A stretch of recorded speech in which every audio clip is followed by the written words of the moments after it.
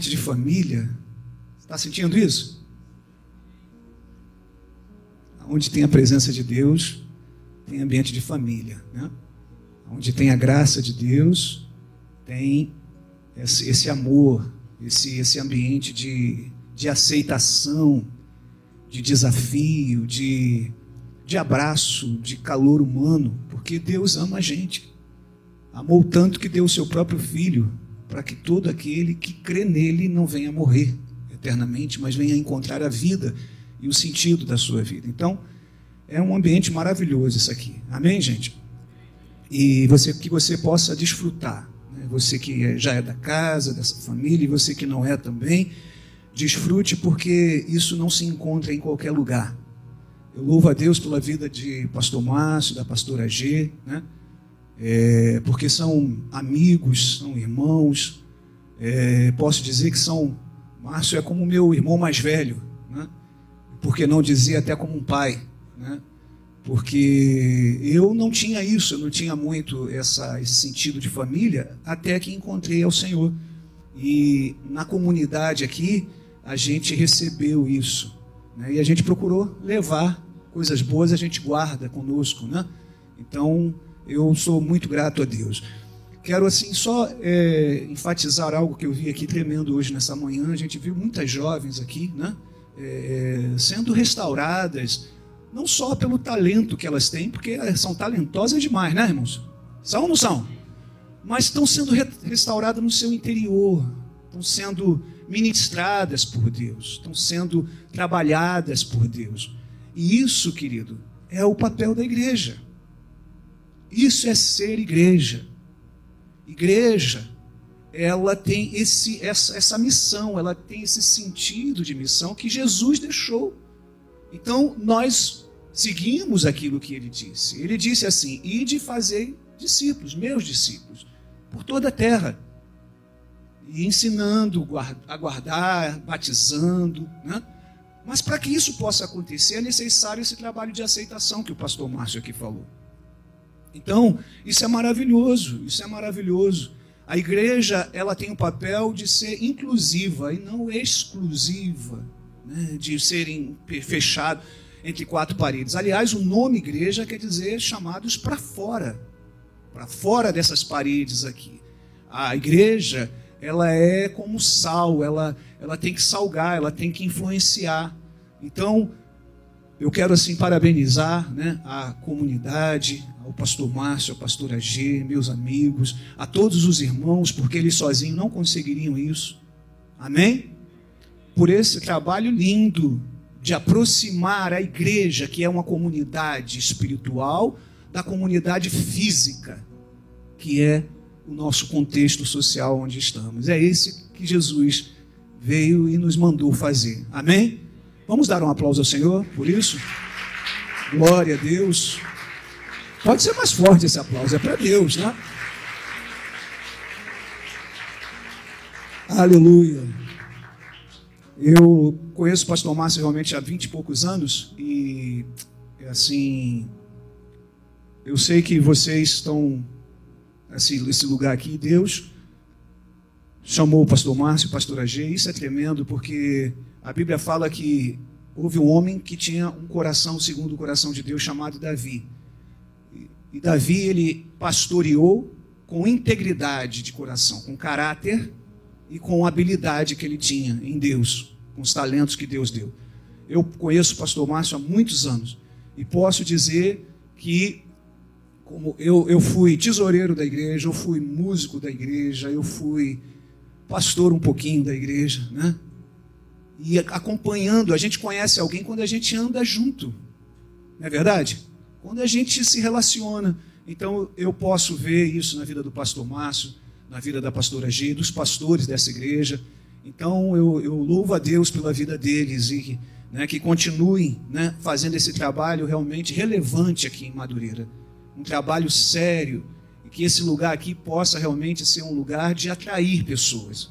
Que a glória de Deus que está aqui venha atrair pessoas, e já tem atraído muitas pessoas. A gente tem visto o que Deus tem feito nesse lugar. Amém, irmãos? Eu louvo a Deus também pela vida do nosso querido Marcão, nosso pastor também, homem de Deus, sua esposa, os irmãos aqui tão queridos que a gente tem um carinho tão grande, né? O Ed, o pastor Marcos, todos os irmãos aqui que a gente já conhece há um tempo e os novos que a gente está conhecendo. Amém, queridos? Hoje eu não estou com a minha metade, eu fico meio sem jeito sem ela, né? Mas ela está lá em Caxias, né? Hoje a gente vai ter festa à noite lá na igreja, vai ser uma festa tremenda. E aí ela está lá com os 2 filhos, né? Com o netinho, já tem o netinho, Azaf. Então está lá ensaiando, está lá programando tudo para que mais tarde seja uma bênção. Mas ela manda um abraço para toda a igreja, amém? A pastora tem um carinho muito grande também por todos aqui, né? E ela manda um beijo para todo mundo. Ela esteve aqui há um pouquinho, né? Um mês atrás, né, pastor Márcio? Né? Na Rede Mulheres e foi uma bênção aqui, né? Eu quero te convidar a abrir a palavra do Senhor em Mateus 18, rapidamente. Eu vou procurar não demorar, né? Por causa do nosso horário. Mateus 18, 21.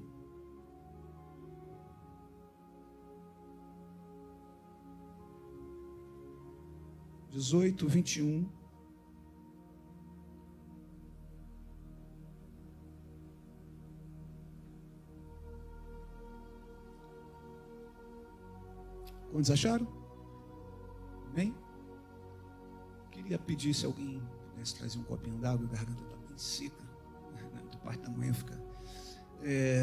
Mateus 18, 21 diz assim: Então Pedro, aproximando-se, lhe perguntou: Senhor, até quantas vezes meu irmão pecará contra mim que eu lhe perdoe? Até 7 vezes? Respondeu-lhe Jesus: Não te digo até 7, mas até 70 vezes 7. Amém? E passando, perdão aqui, irmãos, a cópia aqui vou pegar a Bíblia que é melhor, porque às vezes a parte tecnológica falha, né?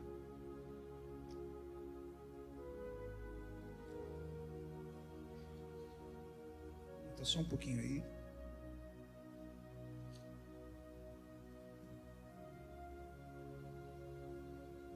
Não te digo até 7, mas até 70 vezes 7. Por isso, o reino dos céus é semelhante a um rei que resolveu ajustar a conta com seus servos e, passando a fazê-lo, trouxeram-lhe um que lhe devia 10.000 talentos. Não tendo ele, porém, com que pagar, ordenou o Senhor que fosse vendido ele, a mulher, os filhos e tudo quanto possuía, e que a dívida fosse paga.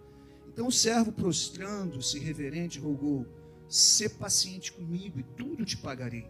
E o senhor daquele servo, compadecendo-se, mandou-o embora e perdoou-lhe a dívida. Saindo, porém, aquele servo encontrou um dos seus conservos que lhe devia 100 denários e, agarrando-o, sufocava, dizendo: Paga-me o que me deves. Então o seu conservo, caindo-lhe aos pés, lhe implorava: Sê paciente comigo, eu te pagarei. Ele, entretanto, não quis, antes indo-se, o lançou na prisão até que saldasse a dívida. Vendo os seus companheiros o que se havia passado, entristeceram-se muito e foram relatar ao seu senhor tudo o que acontecera. Então o seu senhor, chamando-o, lhe disse: Servo malvado, perdoei-te aquela dívida toda, porque tu me suplicaste. Não devia tu também igualmente compadecer-te do teu conservo, como também eu me compadeci de ti? E indignando-se o seu senhor, o entregou aos verdugos até que lhe pagasse toda a dívida. Assim também meu Pai Celeste vos fará, se do íntimo cada um não perdoardes cada um ao seu irmão. Senhor, nós louvamos o teu nome. Obrigado, Senhor, pela palavra. Obrigado por tudo, pela tua presença. Senhor, que o Senhor continue a falar conosco, porque o Senhor tem falado, Senhor. E eu creio que o Senhor fala por meio da tua palavra. Fica à vontade no nosso meio, é o que nós te pedimos, em nome do Senhor Jesus. Amém. Quantos podem dizer graças a Deus? Aleluia. Queridos, esse texto aqui, ele começa com o apóstolo Pedro, né, se expondo, porque era uma característica de Pedro. Pedro, ele tinha essa facilidade de se expor, de falar aquilo que vinha na mente, e então ele se expõe quando ele pergunta para o Senhor: Senhor, até quantas vezes eu tenho que perdoar o meu irmão, ainda que ele peque contra mim? 7 vezes? E o Senhor traz uma hipérbole, algo exagerado, e diz aqui assim: não te digo até 7, mas até 70 vezes 7, 490 vezes. e, né, se for entender o contexto, por dia. Então Pedro, ele, né, se expôs, porque era uma tendência dele, porque Pedro é a figura de alguém que quer acertar. Pedro é a realidade da igreja. Nós estamos aqui porque queremos acertar, queremos melhorar. Ninguém estaria aqui se a nossa vida tivesse tudo perfeitinho, tudo bonitinho, né? A gente fosse curadinho, liberto, totalmente salvo, restaurado, não tivesse nada que Deus ainda tivesse que fazer em nossas vidas, certamente não estaríamos aqui. E aqueles que se acham que estão assim, pode ter certeza que eles não se encontram aqui, né? Porque o Senhor veio para restaurar aqueles que estavam perdidos, veio para curar os doentes. É isso que a Bíblia fala, né? Então, Pedro é esse camarada, Pedro era gente boa, né? Como eu e você. Fala para o teu irmão, ô gente boa, Pedro. Tudo bem? A gente quer acertar, né? A gente quer fazer o melhor, sim ou não, gente? A gente vive para isso, a gente vive para ser melhor do que a gente vive para ser um pai melhor, a gente vive para ser, né, um cidadão melhor. E por isso a gente está tão perplexo com tudo que está acontecendo no Brasil, né? Porque, irmãos, realmente é algo perplexo, é algo que nos deixa, né? Todo mundo está assim meio que perdido, porque os caras eram referências, e cada vez mais tu olha e fala assim, até onde vai essa bola de neve, até onde ela vai arrastar, né? Porque tinham tudo para serem gente boa, aliás, tinham aparência, né? Os caras bem-sucedidos, estudo, família, né? Então, um histórico, e de repente a gente vê aí, parece que o castelo está desabando, não é verdade, gente? Quantos têm esse sentimento? Parece que a coisa, que o chão está assim, né? Está tremendo. Deus está agindo, eu creio nisso. Quantos creem que Deus está agindo? De alguma maneira, porque estava tudo lá, né? Mas a gente não sabia a dimensão disso, em que aonde estava isso aí, mas a coisa está cada vez mais está vindo a luz, e é necessário que venha a luz, porque só onde chega a luz, as trevas são dissipadas, a restauração, a mudança, né? E eu creio, irmãos, sinceramente, que, sabe, há muita gente boa, sabe, como Pedro, como eu, como você, mas a gente tem as nossas debilidades, e a gente precisa, né, se deixar ser tratado. Então, quando eu vejo Pedro, eu me identifico com esse camarada que, sabe, teve a vida transformada de alguma maneira. Deus começou a ter acesso à sua vida, mas ainda tinha coisas que e uma das coisas que ele tinha muita dificuldade era com algo chamado perdão, porque ele tinha um temperamento fortíssimo. Pedro era um cara, tinha um temperamento enérgico. Pedro era um cara que, sabe, ele tinha essa facilidade de se ferir e tentar tomar as dores de uma situação, e tentar se auto-justificar, e tentar, sabe, né? Teve um momento que ele cortou a orelha de um soldado romano que foi prender Jesus, e ele pegou a espada do camarada e cortou a orelha dele, né? Porque ele era tão impulsivo. E aí Pedro fala, não, peraí, Senhor. Meu irmão, porque na verdade o texto começa falando sobre relacionamento, né? E o Senhor explicando para eles a necessidade deles saberem agir nos relacionamentos. Querido, o mundo está aí nessa dificuldade, e as pessoas cada vez mais estão procurando seus mundinhos, seus guetos, suas ilhas, sabe? As pessoas, elas cada vez mais estão se isolando, cada vez mais estão se relacionando por trás de uma telinha.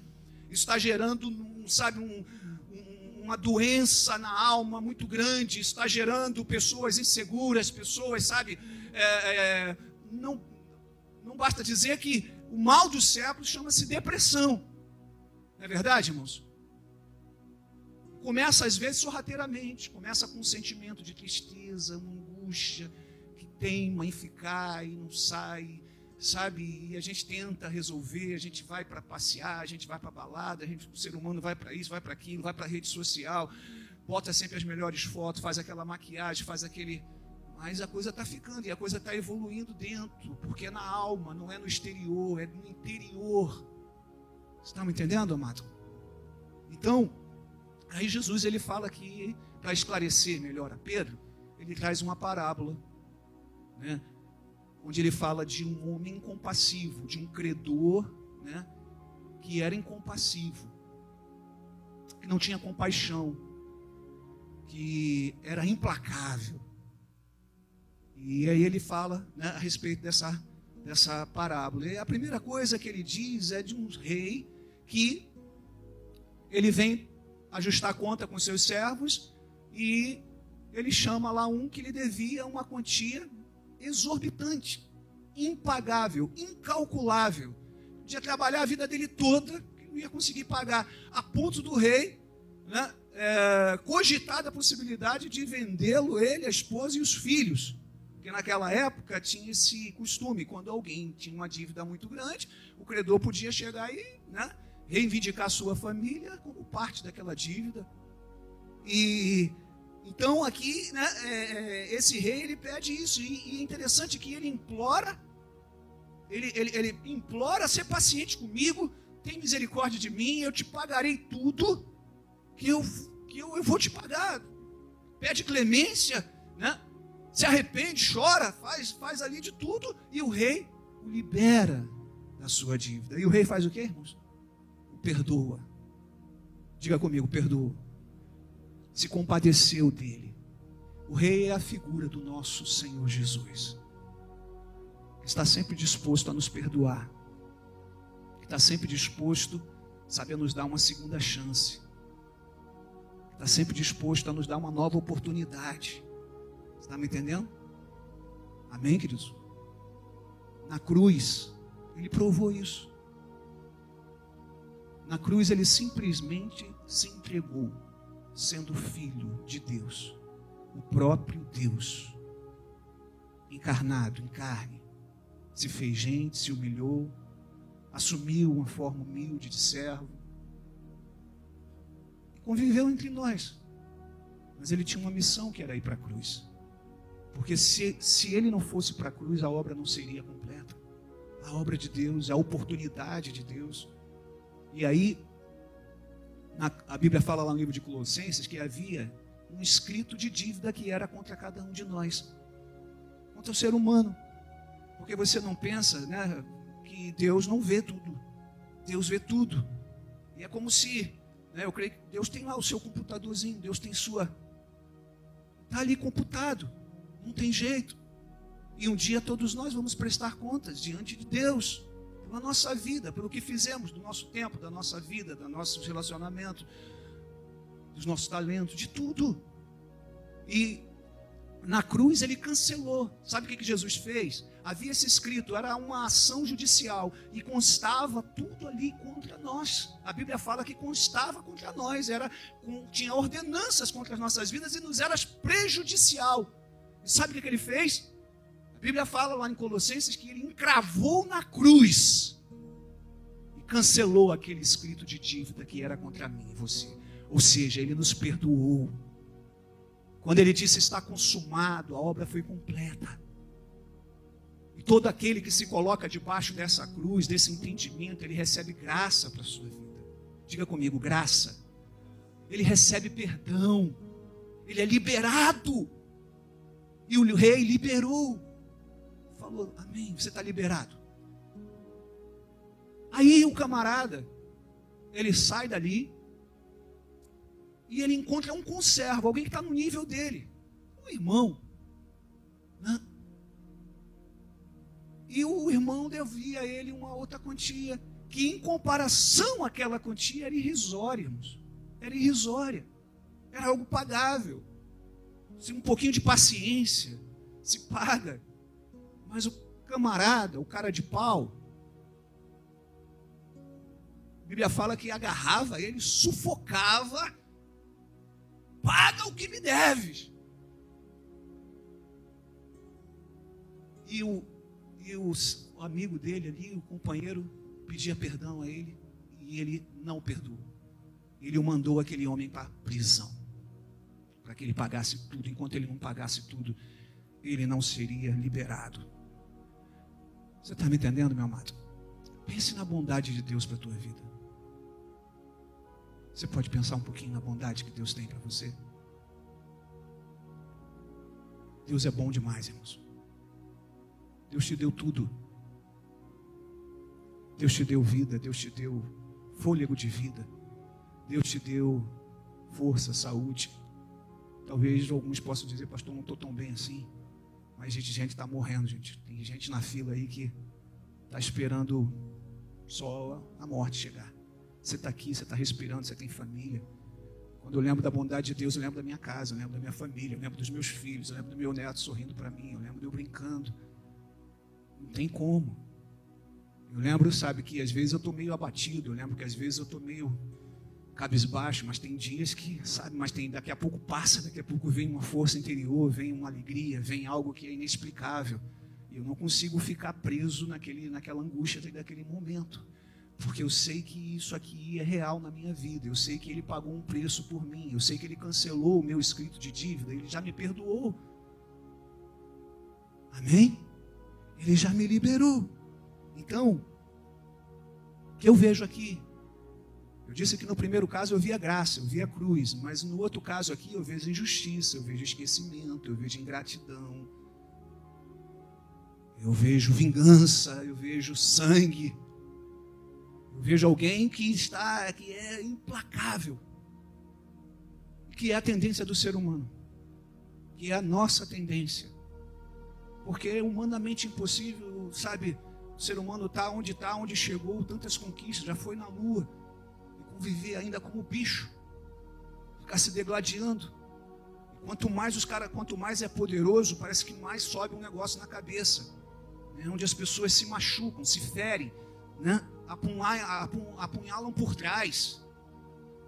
E declaradamente hoje isso está cada vez mais visível. E você pode ter certeza que isso é bíblico, está escrito e vai se cumprir a palavra. Cada vez mais as pessoas vão viver assim. Cada vez mais o sujo vai se sujar. E cada vez mais aquele que quer se limpar, ele vai se limpar pela palavra. Porque ele vai ter essa consciência que ele não pode ir nessa rota.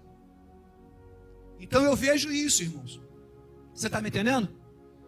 Lá em Lucas 7, você não precisa... Lucas 17, é interessante, porque é dentro do mesmo contexto. Lucas, ele era um evangelista, Mateus outros, e eles vinham com um contexto com visões um pouco diferentes, mas o sentido é o mesmo, né? Eles perguntam para o Senhor: Senhor, até quantas vezes eu devo perdoar o meu irmão? Se ele se arrepender, até 7. O Senhor disse para eles: vocês devem perdoar eles sempre. Vocês devem perdoar sempre. Não te digo 7, mas até 70 vezes 7. E aí os discípulos falaram que assim, né, quando o Senhor disse essa orientação: Senhor, aumenta-nos a nossa fé. Os camaradas eram demais. Senhor, aumenta-nos a nossa fé. Nós não chegamos nesse nível. Nenhum de nós aqui chegou, irmãos. Se o Senhor não estiver agindo na nossa vida, se Deus não estiver mexendo conosco, se Deus não estiver trabalhando. Aí você pode, quando eu li esse texto, eu falei para Deus, o que tem a ver perdão com fé? Porque depois o Senhor fala sobre fé, o Senhor ratifica aquilo que Ele fala, que eles falaram, sim. Porque eles entenderam que eles não iriam chegar nesse nível. Veja bem, eles já eram seguidores de Jesus. Eles já seguiam o Senhor, eles estavam ajeitando a vida deles. Eles sabiam que eles tinham um propósito. Eles já viram milagres. Eles já tinham visto tantas coisas tremendas. Mas o Senhor estava chamando ele para um discipulado muito pessoal, para uma conversa pessoal. E o Senhor falou assim: acautelai-vos, prestem atenção. Cuidado para que vocês não façam outros caírem. Cuidado para que vocês não saiam machucando todo mundo. Cuidado para que vocês não sejam, sabe, destruidores de sonhos, de projetos e venham arruinar a vida das pessoas. Vocês estão numa posição, vocês são meus discípulos. Amados, nós precisamos ter essa compreensão. Perdão é um assunto altamente espiritual. Amém, queridos? Tão espiritual que ele vem como um dos princípios fundamentais na oração que o Senhor deixou para nós. Sim, Ele quer dar o pão de cada dia. Quantos têm recebido o pão de cada dia? Sim, Ele quer suprir suas necessidades. Mas eu quero falar para você que, sabe, Ele também, da mesma forma que o Senhor nos perdoou, Ele quer que a gente venha perdoar também aqueles que nos devem, aos nossos devedores. Perdoa-nos as nossas dívidas, assim como temos perdoado os nossos devedores. Porque sabe por quê, queridos? Porque esse é o caminho da liberdade. Esse é o caminho para você viver uma vida mais feliz. Esse é o caminho para que você, sabe, para que eu e você encontremos paz. Nós temos uma tendência muito grande de querermos que as pessoas sejam flexíveis conosco. Mas muitas das vezes nós mesmos somos implacáveis. Tem que me pagar. Vai comer aqui na minha mão. Vou matar na unha. Não é verdade? São ditados, são coisas que o ser humano carrega. Tendência do ser humano. Então eu quero falar aqui para você nesta manhã. Nós devemos buscar ter um coração perdoador, meu amado. Deus tem esse coração para você. Esse coração perdoador é um coração regenerado. É um coração que foi recriado. Não é esse coração velho. Não é esse coração que vem acumulando às vezes mágoas, ressentimentos, feridas. É um coração novo, é um novo coração. O Senhor disse que Ele nos daria um novo coração. Ezequiel diz, dar-vos-ei um novo coração. Tirarei o coração de pedra e darei um coração de carne. Esse é o desejo de Deus, querido. Transformar, fazer algo aqui dentro, uma operação, uma cirurgia espiritual. Tirar esse coração velho e nos dar um coração novo, restaurado. Que pode amar, que pode, sabe, pastor, o senhor está falando que é muito fácil perdoar. Não, querido, não é, justamente por causa disso. Eu não consigo, eu não sou capaz, você também não. Às vezes a gente perdoa coisinhas do dia a dia, mas há situações que se levantam como um gigante, um intransponível, e a gente não consegue. Eu já vi muita gente boa cair, irmãos. Eu já vi muita gente boa por causa desse mal matar. Já vi gente matar por causa disso. Por causa de uma angústia, por causa de uma mágoa, de uma ferida. O pior de tudo, eu já vi gente se matar por causa disso. Se entregar. Você está me entendendo, amado? Quantos estão entendendo? Diga amém. Então,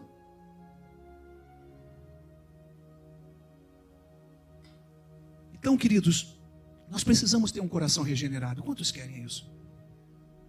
Recriado por Deus. Capaz de amar. Tinha um louvor que a gente cantava muito em comunidade, cantamos até hoje. Recebi um novo coração do Pai, coração regenerado, coração transformado, coração que é inspirado por Jesus. Vamos cantar aqui no final? Quantos querem? Por Ele. Se não for isso, meu amado, a gente vai pegar esse caminho aí, essa rota. Amados, perdoar não é uma opção. É uma necessidade. Não é uma opção. Eu decido se eu vou ou não. Não. Parte de uma decisão, mas porque é uma necessidade. Está me entendendo? Eu vou falar algumas coisas para você. Por quê? Primeiro, quem não perdoa prende a vida dos outros e principalmente a sua. O camarada, ele prendeu a vida do outro, mas no final ele acabou preso. Foi pior do estado do que do outro. Quem não perdoa, querido, ele está prendendo alguém. Mas eu não quero, eu quero distância. Está prendendo ela no mundo espiritual, porque existe um mundo espiritual. Aquela pessoa, de alguma maneira, ela está presa numa situação. Quem não perdoa não pode orar. Jesus não aceita a oração. Quem não perdoa não pode trazer sua oferta a esse altar, porque o Senhor disse que primeiro deve ir até se reconciliar com seu irmão, com seu marido, com seu filho, com a sua esposa. Senão ele não aceita. Isso aqui vai virar uma laje espiritual, onde não vai passar nossas orações desse teto. O Senhor não vai receber. As orações são como um incenso perfumado, elas sobem diante de Deus. E a Bíblia fala que Deus quando há presença dele, quando há uma glória dele, quando há, corações regenerados, ele aceita, isso sobe como um incenso perfumado e ele recebe. Você está me entendendo? Quem não perdoa, não pode. Quem não perdoa, adoece fisicamente. Porque ele primeiro está doente aqui dentro. E isso vai trazer consequências na sua vida. De alguma maneira isso vai estourar. Vocês têm percebido o quanto tem aumentado o índice de doenças, como o câncer, por exemplo? A alimentação, não é só isso. Não é só isso. Você está me entendendo, meu amado? Quantas úlceras, tantas coisas, doenças que pipocam, porque a pessoa está doente aqui dentro. E o corpo, de alguma maneira, vai expelir isso. E quem não perdoa, o pior de tudo, é entregue aos verdugos. Diga misericórdia. Os verdugos da alma. Os verdugos, eles eram torturadores do tempo de Jesus, dos tempos bíblicos. O papel deles era trazer angústia na alma das pessoas, não só fisicamente. Porque a pessoa, a tortura era tão grande que a pior tortura é aquela que tem aqui dentro. Então, eles atormentavam a vida das pessoas e faziam com que a vida delas se tornasse mais amarga. Os verdugos. E a Bíblia fala que aquele servo que não perdoou, o rei soube da situação e mandou chamá-lo e disse para ele que ele seria entregue aos verdugos, porque ele não fez o mesmo. Não deveria tu compadecer-se desse teu irmão como eu me compadeci de ti? E entregou ele aos verdugos. Queridos, pecado mais frequente do ser humano chama-se mágoa. Chama-se o quê? Mágoa. E isso muitas das vezes dentro da igreja. E é o pecado mais frequente da igreja. Por isso que a igreja tem que ser um lugar de aceitação. Por isso que a igreja tem que ser um lugar de restauração. Por isso que é lindo ver o que a gente viu aqui hoje. Aceitação. Amor. Para que o Senhor possa ir tratando e a gente se tornar seres humanos melhores. Porque, como eu falei, o perdão está ligado à fé. Na medida que eu vou desenvolvendo a minha fé, na medida que eu vou crescendo em graça, na medida que eu vou, amadurecendo na minha caminhada com Deus, eu vou. Não é que eu vou me tornando um ser humano perfeito, mas eu vou me tornando alguém que começa a ser capaz de perdoar, que começa a entender que isso é péssimo para a minha própria vida e para a vida daquela pessoa, que os torturadores na minha alma podem me destruir. Então, amados, nós precisamos disso. Nós precisamos compreender isso, meu amado. Que a mágoa, ela é terrível. O que é a mágoa? A mágoa é a incapacidade de perdoar. Talvez você esteja aqui, mas há alguém lá que você precisa liberar. Essa mágoa que está aí no teu coração, querido, não está sendo bom para você. A mágoa é um cárcere na nossa alma. E que nos faz ficar reféns dos nossos sentimentos. E nos leva por caminhos escuros e sombrios que nem nós mesmos conhecemos o que somos capazes de fazer quando estamos magoados. Nem nós nos reconhecemos quando começamos a alimentar esse sentimento e as pessoas em nossa volta percebem que há alguma coisa diferente conosco. Então, queridos, nós não podemos deixar que esse sentimento tome conta de nós. Alguém já disse que guardar a mágoa de alguém é você tomar veneno esperando que o outro morra.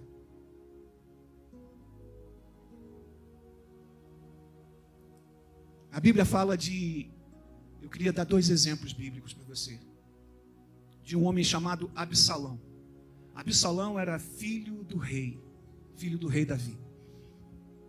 E Absalão, ele teve uma situação na sua vida onde ele tinha uma irmã que se chamava Tamar.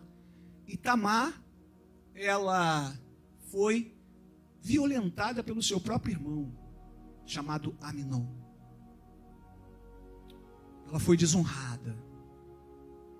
E Absalão soube desse caso. Na verdade, ele abraçou Tamar. Durante 2 anos a Bíblia fala que ele carregou aquilo dentro dele. A Bíblia fala que ele não falou nem bem nem mal. Sabe, querido? Sabe quando você não fala nem bem nem mal? A pessoa morreu, aquela pessoa não fala nem bem nem mal. Não existe para mim. E ele foi alimentando aquilo durante 2 anos. Ao final desses 2 anos, ele mandou fazer um banquete. Chamou seus irmãos todos, chamou seu pai. E ele armou uma tocaia para o seu irmão. Ele armou uma armadilha para o seu irmão. Naquela festa ali, ele matou o seu irmão. Sabe, queridos? Depois disso, você pode dizer assim: acabou o problema de Absalão. Ele tirou o espinho que estava no seu coração e a amargura foi embora. Não. Ele se tornou totalmente preso por aquela situação, por aquela mágoa. Ele levou isso para o seu pai, aquele sentimento. Ele usurpou o trono do seu pai. Ele começou a ferir e desonrar o seu pai publicamente. Absalão certamente seria o futuro rei de Israel. Aquilo que Davi fez por alguns erros do passado, Absalão começou a fazer na frente de todos. E ele se levantou contra o reino do seu pai. O fim de Absalão foi ser perseguido, humilhado e morto. Porque esse é o fim, meu amado, de alguém que conserva e deixa isso ficar no seu coração. Mas eu quero falar um outro exemplo para você de um homem chamado José. Qual é o nome dele? José. José, a Bíblia fala que sempre foi sonhador. Diga comigo, sonhador. Quantos aqui têm sonhos para a sua vida? Aleluia, eu tenho muitos sonhos ainda. Vou fazer 50 anos agora, pastor Márcio, dia 7 de julho. Meu irmão. Mas tem muitos sonhos ainda para se cumprir na minha vida. Quantos tem também aqui? Aleluia. E a Bíblia fala que José sonhava. José, ele era sonhador. E a Bíblia fala que os seus irmãos, por causa dos sonhos que José tinha, ficaram com ciúme dele, prenderam José, armaram uma tocaia para ele também. A mesma coisa, o mesmo sentimento quando começa a haver amargura e mágoas no coração. Você está me entendendo qual é o caminho? Você começa de alguma maneira a planejar algo para prender aquela pessoa. E eles prenderam José. A intenção deles era matar. Um deles falou: não, vamos fazer isso, mas vamos lançar ele aqui nessa cisterna. Lançaram José na cisterna. E ali ele ficou, passando uma caravana, né, de viajantes. Eles venderam José como escravo e liberaram ele. E ele foi parar no Egito. Lá no Egito foi levado para o mercado de escravo. Um senhor comprou ele. E ali começa toda a tormenta de José. E ele chega na casa daquele homem. Deus começa a abençoar ele. Ele começa a crescer. Daqui a pouco ele é mais uma vez traído. Daqui a pouco ele é mais uma vez envolvido numa situação. E ele vai parar então na prisão, na masmorra. Absalão ficou 2 anos alimentando essa mágoa.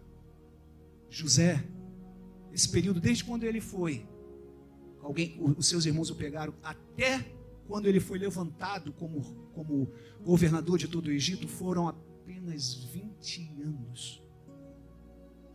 20 anos.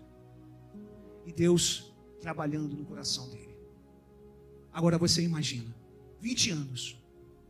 Mas havia algo diferente em José. Ele não alimentou aquele sentimento. Ele não permitiu que aquele sentimento destruísse. Porque ele podia estar preso. Ele podia estar sendo humilhado. Mas sua alma era livre. Ele tinha relacionamento com Deus. Deus amava José e José amava o Senhor. E Deus foi trabalhando no seu coração, apesar daquela situação. Deus foi trabalhando até que um dia houve fome na terra. Seus irmãos sobem até o Egito. E quando chegam lá, com quem se deparam? José. Só que agora José era um oficial do Egito. Eles não reconheceram o seu irmão, mas José reconheceu. Tem um ditado que diz: quem bate,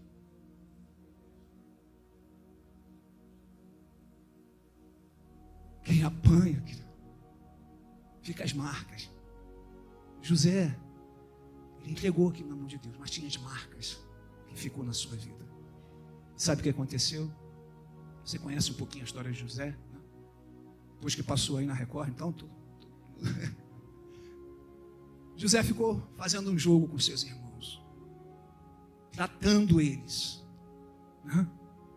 Tratando eles, até que um momento ele não aguentou mais aquela situação, aquele sofrimento. Ele fechou, chamou seus irmãos, fechou o ambiente, e a Bíblia fala que ele deu um grito que foi ouvido por todo o Egito, grito da alma, grito que vinha daqui de dentro, de alguém que estava com isso aqui preso, mas não era um grito de amargura para a morte, era um grito de libertação para a vida. Era um grito de restauração para algo que Deus tinha para ele. Ele sabia, portanto é que ele entendeu, que ele disse para os seus irmãos: não fiquem tristes, porque Deus permitiu tudo isso para a conservação da vida, da minha e de vocês. Ele quis dizer o seguinte: Deus é soberano. Vocês erraram sim, porque vocês foram imaturos, porque vocês não souberam lidar com coisas que havia dentro do coração de vocês, mas eu também fui. E no final eu estou aqui. Deus me guardou. Deus me protegeu. Hoje eu posso abençoar vocês. E vocês podem me abençoar. Isso é a vida, meu irmão, que Deus tem para nós. Quando nós entendemos que nós precisamos nos libertar dessas coisas que ficam, que vêm para muitas das vezes nos destruir, meu amado. Qual é a sua história, meu irmão? Interessante, Jesus ele era um contador de história. Toda vez que havia uma situação assim, para trazer clareza sobre os discípulos, ele trazia uma história onde ele exemplificava e ficava tudo muito mais claro. Qual é a sua história? Certamente você tem uma história, eu tenho. A minha história também não foi muito fácil. Eu tinha uma dificuldade muito grande de perdoar, irmãos. Eu tinha rancor dentro de mim. Eu não perdoava com facilidade. O histórico da minha vida, lógico, deram a mim e a minha mãe como mortos aqui no Rio de Janeiro, para não entrar na herança lá de Salvador do meu avô que tinha morrido. E minha mãe, a quem meu avô tanto amava, era a filha mais querida dele.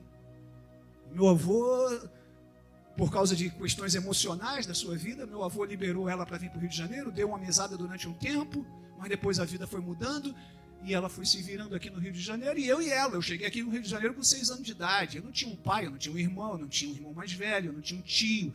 Então se eu apanhava pela rua, ficava pela rua. Ora, de quem? Alguém tinha que pagar a conta, né? Minha mágoa toda, ainda mais quando eu soube já jovem, que quando meu avô morreu, deram minha mãe como morta, para não entrar na herança, para não receber nada. Ou seja, para eles, nós morremos.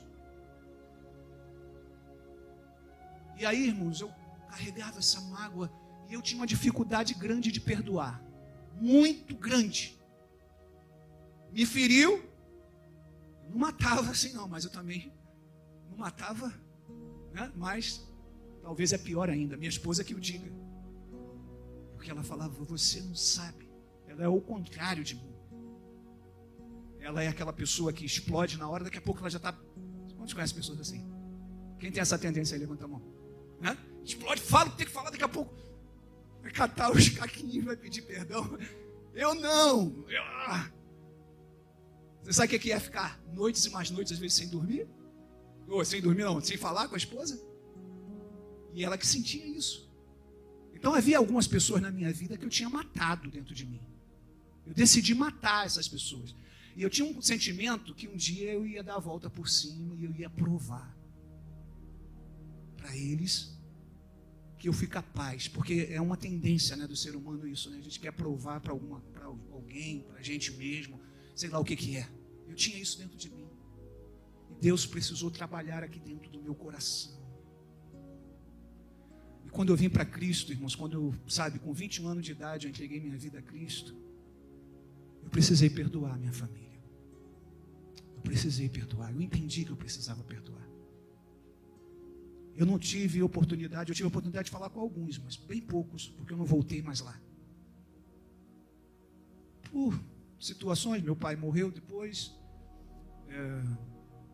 não tinha muito contato, não tenho muito contato, minha mãe não voltou mais lá, eu também não, então. Mas eu até quero ter essa oportunidade, mas eu quero falar para você, eu perdoei. Você está me entendendo? Eu entendi que aquilo fazia mal para mim. Só que, como a gente é gente boa, eu continuei guardando algumas coisinhas. E aí, eu quero falar para vocês aqui o mais principal daquilo que eu quero falar aqui nesta manhã. Foi quando eu comecei a entender que Deus queria mais na minha vida. Foi quando eu comecei a entender que eu não apenas... Eu tinha que ser um discípulo. Eu tinha que ser um cara como Pedro, que apesar das suas dificuldades, apesar de ele era gente boa e queria acertar. E quando, se você pegar o texto aí, você vai ver o porquê que Jesus fala isso, porque a conversa não aparece do nada. O Senhor até quantas vezes, meu Pedro não pergunta isso do nada, porque o Senhor vinha falando sobre relacionamento e saber lidar. E o Senhor começa falando aqui assim para os seus discípulos: se o teu irmão pecar contra ti, vai até ele. Isso quer dizer o seguinte: quando eu li isso, eu falei, meu Deus, como é que é isso? Se pecar contra ti, vai até ele. E entre ti e ele resolve. Se ele se arrepender, ganhaste o teu irmão. E eu comecei a entender que eu tinha que fazer disso, meu irmão, uma prática de vida. Quantos estão entendendo o que eu quero falar? Porque eu iria ter, naturalmente, a gente vai machucando e a gente é ferido, a gente vai machucando, a gente é ferido, e a vida é assim. Uma hora a gente está em cima, outra hora a gente está embaixo, uma hora a gente ajuda, outra hora a gente é ajudado, outra hora a gente serve, outra hora a gente é servido. Isso é a vida. E aí eu percebi que eu precisava fazer disso. Eu louvo a Deus, porque foi aqui na comunidade de Madureira que eu entendi esse princípio. Quando eu comecei a fazer, pastor Márcio, isso que você estava falando aqui com as pessoas que era importante fazer, se integrar na igreja, se relacionar, aprender os princípios. Como uma moça aqui falou, eu tenho 28 anos, mas agora eu estou entendendo muitas coisas, meus olhos estão se abrindo. Porque não adiantava eu ser um religioso, alguém apenas que tem, que frequenta a igreja. E aí, meu amado, eu quero falar para você hoje, sabe, o Senhor foi me ensinando, e hoje eu, até porque por causa da idade, a gente não quer ficar apanhando a vida toda, né? Sabe mesmo, machucou e tal, xingou lá no carro, pisou no pé, quer outro pé não, pisei. Vou colocar o meu pé aqui.